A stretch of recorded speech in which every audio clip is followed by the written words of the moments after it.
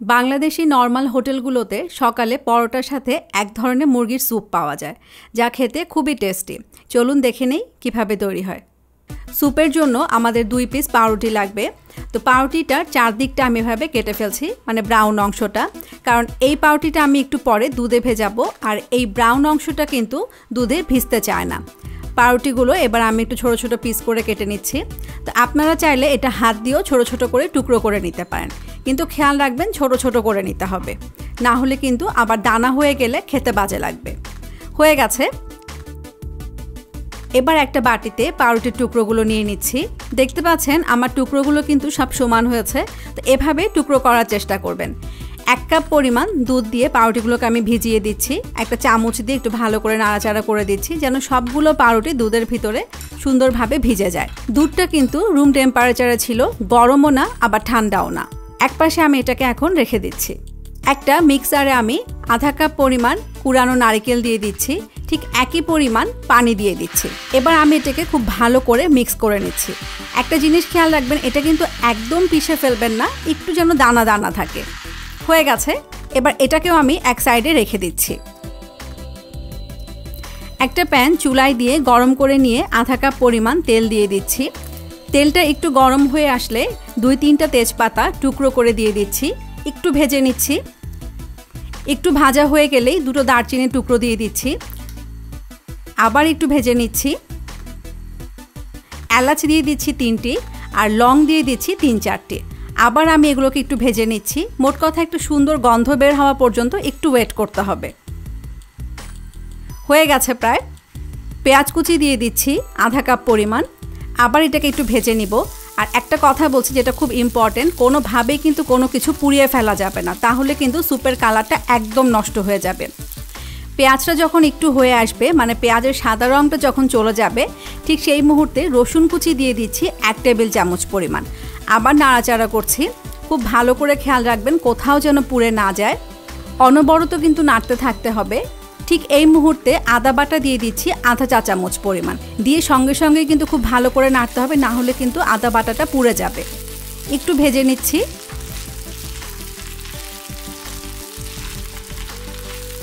দিয়ে দিলাম রসুন বাটা আধা চা চামচ পরিমাণ, দিয়ে একটু নাড়াচাড়া করে পানি দিয়ে দিচ্ছি খুব সামান্য পরিমাণে, না হলে কিন্তু মশলাটা পুড়ে যাবে।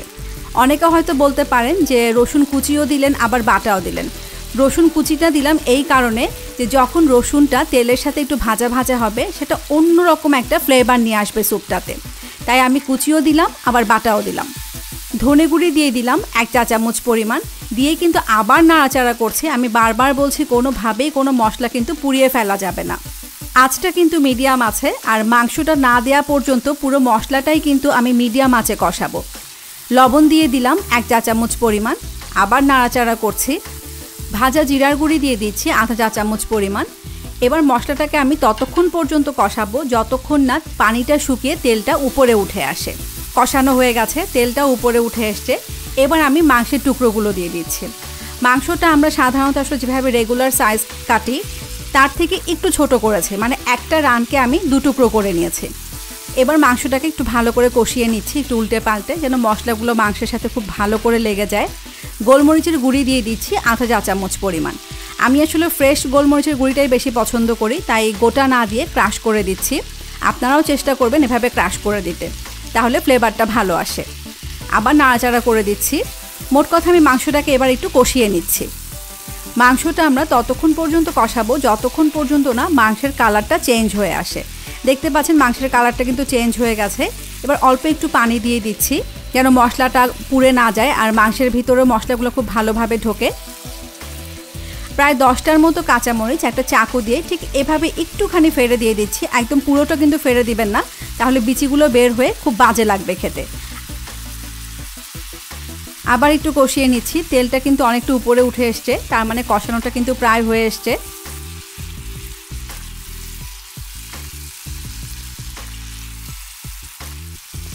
এবার পানি দিয়ে দিচ্ছি 1 কাপ পরিমাণ।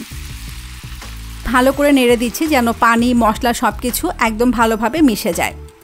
আমরা সাধারণত মশলার সাথে কষাতে কষাতে কিন্তু মাংসটাকে অর্ধেকটা সেদ্ধ করে ফেলি, কিন্তু এক্ষেত্রে একটু অন্যরকম। ঢাকা দিয়ে দিচ্ছি।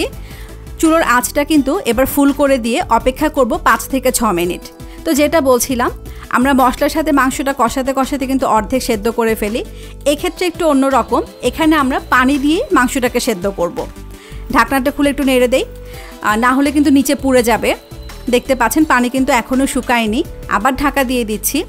ঢাকাটা দিয়ে আমরা ততক্ষণ পর্যন্ত অপেক্ষা করব যতক্ষণ পর্যন্ত না মাংসটা আমরা নর্মালি যেরকম সিদ্ধ খাই সেই পর্যায়ে আসে।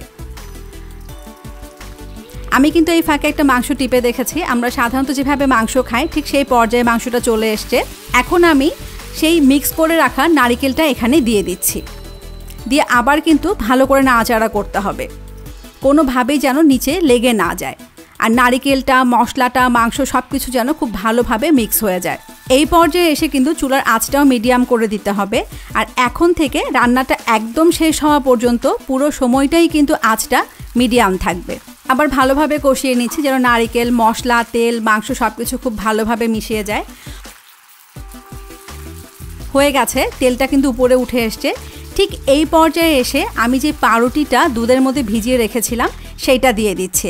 দিয়ে আবার খুব ভালো করে নাড়াচাড়া করে দিচ্ছি, সব কিছু যেন খুব ভালোভাবে মিক্স হয়ে যায়। লক্ষ্য করেন আমার পাউরুটিটা কিন্তু গলে গেছে। তো আপনাদেরটা যদি না গলে সেক্ষেত্রে অবশ্যই হাত দিয়ে পাউরুটিটাকে দুধের সাথে ভালো করে ম্যাশ করে নেবেন, অথবা চামচ দিয়েও করতে পারেন। মোট কথা পাউরুটিটা খুব ভালো করে গলিয়ে নিতে হবে। দিয়ে দিলাম 1 কাপ পরিমাণ দুধ। দুধটা কিন্তু রুম টেম্পারেচারে রাখা ছিল, গরমও না আবার ঠান্ডাও না। অনেকের কিন্তু একটা ভয় কাজ করে যে নারকেল দিয়ে রান্না করব, একটা হয়তো বাজে গন্ধ থাকবে। অনেকেই কিন্তু আবার দুধ দিয়ে রান্না করতেও ভয় পান যে দুধের একটা আলাদা গন্ধ থাকতে পারে। এই মুহূর্তে দিয়ে দিলাম 1 কাপ পানি। তো আবার নাড়াচাড়া করছি। তো যেটা বলছিলাম যে দুধ দিয়ে একবার রান্না করেই দেখেন যে আসলেই কোনো গন্ধ থাকে কিনা। এটা কিন্তু আমি প্রথমেই বলেছিলাম যে বাংলাদেশে হোটেলগুলোর খুব পপুলার একটা খাবার। তো আমি বলবো নারকেল দুধ দিয়ে এই খাবারটা একবার করেই দেখেন কেমন লাগে।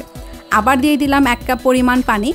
আর এই মুহূর্তে এসে 5টা কাঁচামরিচ ঠিক এভাবে একটু আগাটা ভেঙে দিয়ে দিচ্ছি। এটা কিন্তু ঝাল বাড়াবে না, এটা শুধুমাত্র একটা এক্সট্রা ফ্লেভার নিয়ে আসবে, যেটা খেতে খুবই ভালো লাগবে। ঢাকা দিয়ে দিচ্ছি, অপেক্ষা করছি 2 থেকে 3 মিনিট। ঢাকাটা খুলে দিচ্ছি, দেখতে পাচ্ছেন এটা কিন্তু একটু বলক উঠে এসছে, তার মানে এটা প্রায় হয়ে এসছে। এবার ঢাকাটা দিয়ে 5 মিনিট অপেক্ষা করছি, একদম জোরে বলক আসা পর্যন্ত। দেখতে পাচ্ছেন যে অনেক জোরে কিন্তু বলক এসছে, তার মানে এটা হয়ে গেছে। ঢাকাটা খুলে আপনাদেরকে একটু দেখাচ্ছি, খুব জোরে কিন্তু বলক এসছে, এটা হয়ে গেছে। একটু নাড়াচাড়া করে দিচ্ছি যেন নিচে লেগে না যায়। হয়ে গেছে, চুলাটা বন্ধ করে দিয়ে ঢাকা দিয়ে অপেক্ষা করছি আরও 5 মিনিট। চলুন দেখি তৈরি করতে কি কি লাগছে। মুরগির মাংস আধা কেজি, ফুল ক্রিম দুধ 2 কাপ, আধা কাপ নারিকেল, পাউরুটি 2 পিস, কাঁচামরিচ 15টি, পেঁয়াজ আধা কাপ, তেল আধা কাপ, রসুন কুচি 1 টেবিল চামচ, রসুন বাটা আধা চা চামচ, ভাজা জিরা গুঁড়ি আধা চা চামচ, গোলমরিচের গুঁড়ি আধা চা চামচ, এলাচ 3টি, লং 3-4টি, তেজপাতা 2-3টি, দারুচিনি 5-6 সেন্টিমিটার, আদা বাটা আধা চা চামচ, ধনে গুঁড়ি 1 চা চামচ, লবণ 1 চা চামচ। এবার একটু সার্ভ করে দিচ্ছি। মনে রাখবেন এটা কিন্তু গরম গরম খেতে হয়। প্রয়োজনে চুলার আঁচটা একদম কমিয়ে রেখে স্যুপের হাঁড়িটা চুলার উপরেই বসিয়ে রাখবেন আর সেভাবেই সার্ভ করবেন। ঠান্ডা হয়ে গেলে কিন্তু খেতে একদম ভালো লাগবে না। আমি একটা বাটিতে নিয়ে নিচ্ছি। প্রতিদিন বাংলাদেশের শত শত মানুষ কিন্তু হোটেলে সকালবেলা পরোটার সাথে এই স্যুপটা খেয়ে থাকে। আমার দৃঢ় বিশ্বাস আপনারা যদি এভাবে রান্না করেন অবশ্যই এটা ভালো লাগবে। একটু পরোটা সাজিয়ে দিচ্ছি, যেহেতু এটা আমরা পরোটার সাথে খাই। অবশ্যই তৈরি করবেন, কেমন হলো জানাবেন। যদি কোনো প্রশ্ন থাকে আমাদের ভিডিও নিচে কমেন্ট করবেন। বাংলাদেশি হোটেলের যদি এই স্যুপটার আসল টেস্টটা পেতে চান তাহলে আমি যা যা দিয়েছি, যেভাবে করেছি ঠিক সেইভাবেই করবেন। সমস্ত উপকরণ আমি যেভাবে দিয়েছি সেভাবে মেপে মেপে দেবেন, তাহলে দেখবেন যে রেস্টুরেন্টও ফেল, এত টেস্টি হবে। আপনার স্বজনদের সাথে আমার রান্নাটা শেয়ার করবেন। আমার রান্না ভালো লাগলে অবশ্যই আমার চ্যানেল সাবস্ক্রাইব করবেন। আপনারা সবাই ভালো থাকবেন, আমাদের জন্য দোয়া করবেন। ধন্যবাদ।